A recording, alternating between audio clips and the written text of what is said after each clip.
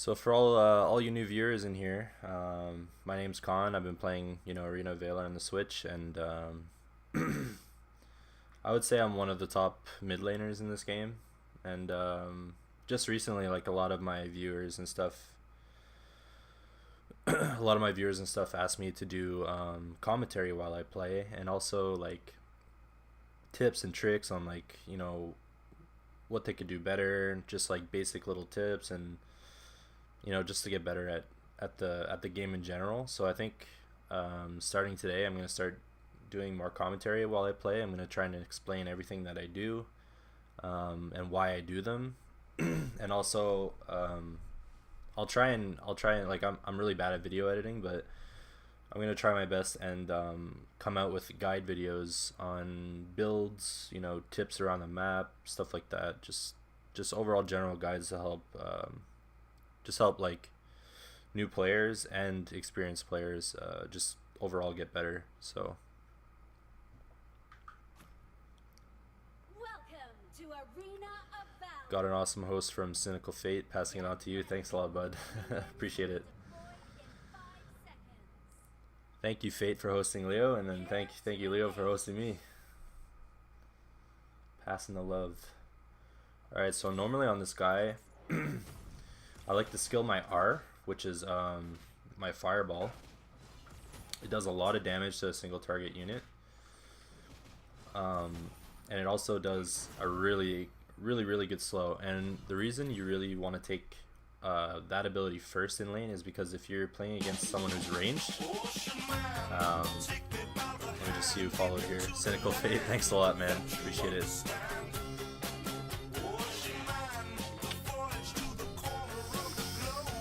Thanks, buddy. Yeah, like I was saying, the reason you really want to take R most of the time in lane is just because off the start you're not going to be playing too aggressive against the enemy mid laner. They're most likely going to be a ranged mage, so you need a way to kind of wave clear and like poke him as he's kind of being aggressive. So that's why you pretty much always want to take R. And you want to max that ability first because it's going to be one of your main sources of damage throughout the game. You basically want to play this guy as a poke hero, and once you have a good opportunity, you just want to kind of initiate with your uppercut. And make sure you last hit with these R's as well, because it gives a little bit extra more gold. Not a lot of people actually know that it gives you more gold, but it does. It makes a big difference. I think you get like almost 10 extra gold for last hitting.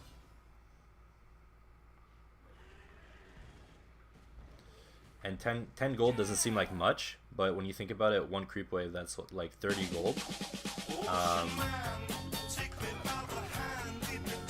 High fashion, thank you for that follow, man. Appreciate it. Thanks, bro.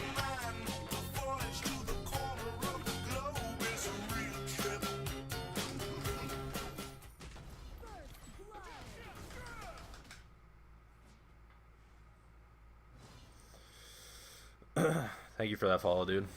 What's up, High Fashion? Yeah, so pretty much like not a lot of people that know that last hitting gives a little bit extra more gold, but when you think about it, a whole creep wave will give you 30 extra gold, and items normally cost around 300 to 400 in this game. So, that's like, it doesn't seem like much, but in the long run, you'll end up having more. You'll end up having like the item advantage against your enemy. Wow, this guy does damage, dude.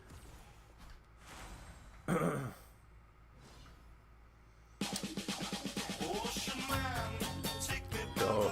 LX211, thanks. Thanks a lot for that follow, dude. Appreciate it.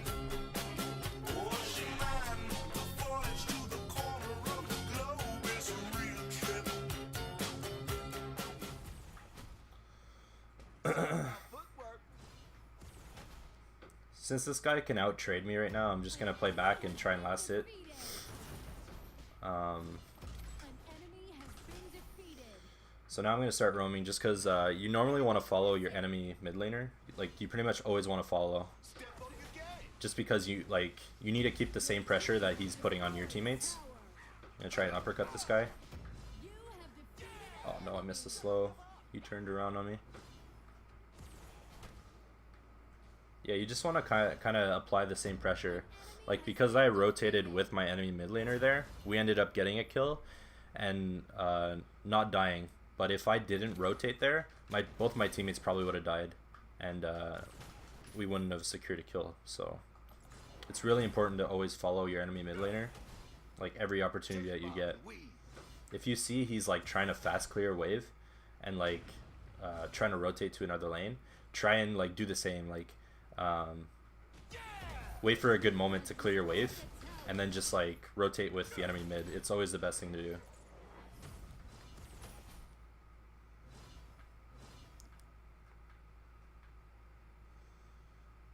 Most people think that last hitting isn't a thing. Like, I know a lot of people just kind of don't really care about it, but honestly, like small little things like that actually matter the most in the long run, in my opinion.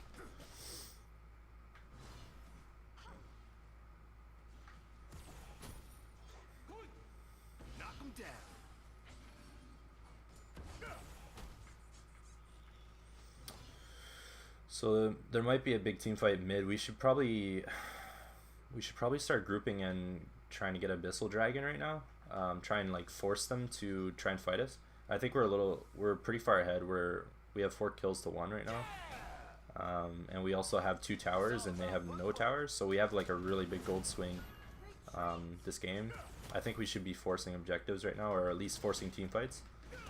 I'm just going to shove mid just because everybody, like all the enemy kind of just rotated top for some reason. So I got some really good damage on that tower, and we actually got a pick because, you know, they weren't as coordinated there. Because my team was grouping bottom and pushing that tower, it forced all of them to rotate, and then once they noticed that I was split pushing mid, only a few of them rotated back to defend this tower, and then we actually picked up a pick, a really nice pick kill. This Wukong is really far out. Might be able to get the kill there. Nice, we picked up the kill. It's really big. Oh, this guy's tanking tower. We'll take that.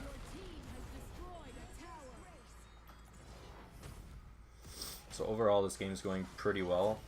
I'm gonna try and look for a good initiation. I'm gonna tell my team I need backup. I can probably get some sort of good initiation here if we have more bodies here, but right now I kind of just want to poke with my R. I don't want to get too aggressive unless someone is really low. Just do some good damage, get them weak. Oh. I tried going aggressive, but he flickered away, so we forced his flicker. That's actually really big. Not having flicker on an ADC is like, you know, especially Yorn, because he doesn't provide that much mobility in the first place. That was pretty much all of his mobility. So, okay, we got a nice disrupt on the tower. We're gonna pick up that kill.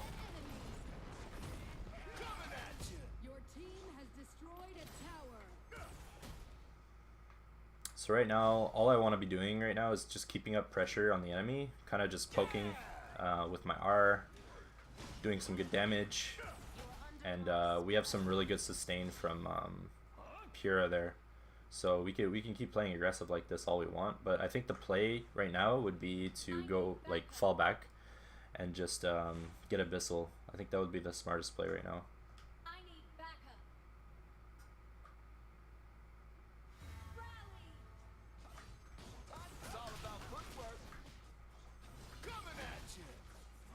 I'm just gonna kite that little AoE that the dragon spits out, because it actually does a lot of damage. There we go. Got the level up. This guy is really far out. I won't be able to catch him though. And even if I did, he's pretty tanky. So I don't know if we actually would have got the kill there. Wukong is really far out. I think we can get the kill on this guy. And if we can pick him off, actually, we can get this tower. Oh, Valhein's really pushed up. I'm going to try and slow him.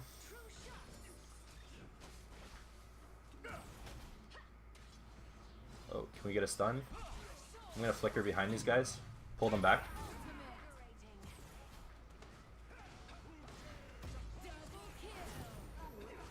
And I'm gonna go on this. Oh, there's this flicker once again. So he's constantly using his flicker defensively, and that's like super bad for Yorn. That's literally all his mobility that he has. Like without his flicker, he can't make plays. And pretty much it just makes him vulnerable, just like that. Like not him not having flicker is like really bad.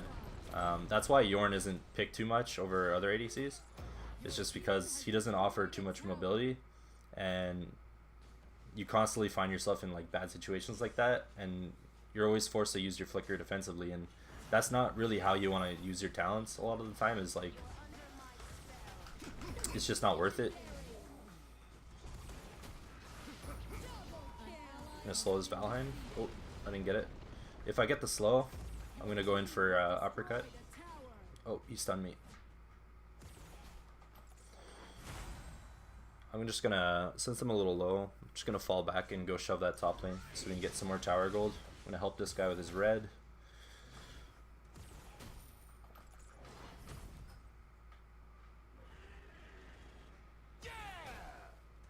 Wukong's gonna look to go on me probably with his invis, so I'm just gonna play a little bit safe. Don't want to get too greedy. Well, looks like my Valheim got caught out.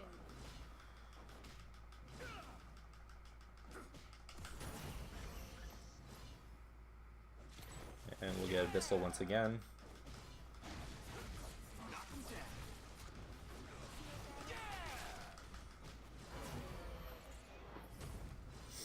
Alright, this is really good. I think now that we have mid racks and bot racks, we can probably just shove in mid and then group up top and take that last tower. Just bob and weave. I need backup. Attack the enemy core. So I'm gonna stun this Scud here. I got a slow on him. Oh, okay. Oops. So my tank this game is actually running Disrupt, and what Disrupt does is it pretty well like disarms a tower for like 5 seconds, which is disgusting because like enemy teams usually play super aggressive under tower.